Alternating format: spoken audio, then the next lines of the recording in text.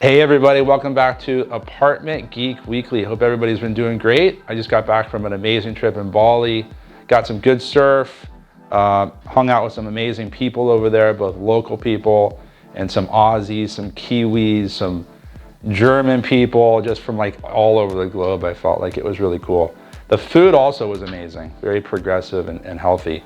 So back on the saddle, so to speak, in the office, and the topic that came up 2 weeks ago from an owner in San Diego was how to respond to a tenant when they ask for an upgrade on their unit, as opposed to just like a typical repair and maintenance item.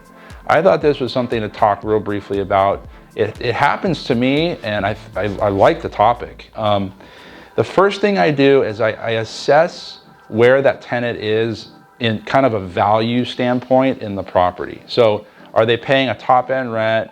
Are they paying punctually every month? Or is it a lower rent unit, maybe an older unit?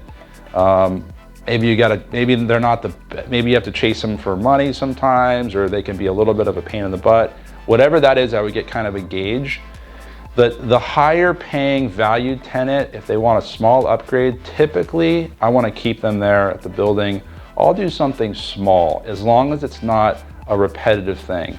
I had something happen 6 months ago on a sliding door for a patio for a tenant that I really value and I don't really hear a peep from. And I did that upgrade just to kind of, as a token of kind of appreciation.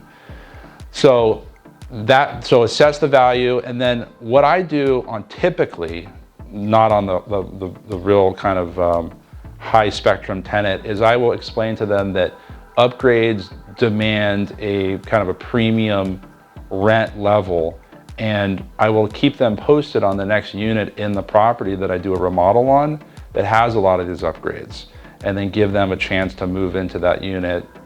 Assuming I like their tenancy generally, I'll let them kind of have first shot at that new unit. Most of the tenants are not going to go for that. They're not going to have interest in it, but it kind of diffuses the whole upgrade thing, because we're not landlords. These are businesses. We're not in the business of just providing upgrades. They signed a lease with a unit in a certain condition, and assuming that upgrade is not a broken thing, a repair and maintenance item, which any prudent landlord should fix right away. If it's an improvement or an upgrade, I just kind of diffuse it, explain the situation, or help out within reason if it's somebody who I really, really value at the property. So hopefully that helps and adds a little awareness to kind of how you interact with the residents, and obviously keep it firm and friendly like we talked about in one of the first episodes. So thanks for tuning in. Until next time, the Apartment Geek is out, and we'll see you sometime soon. Thanks.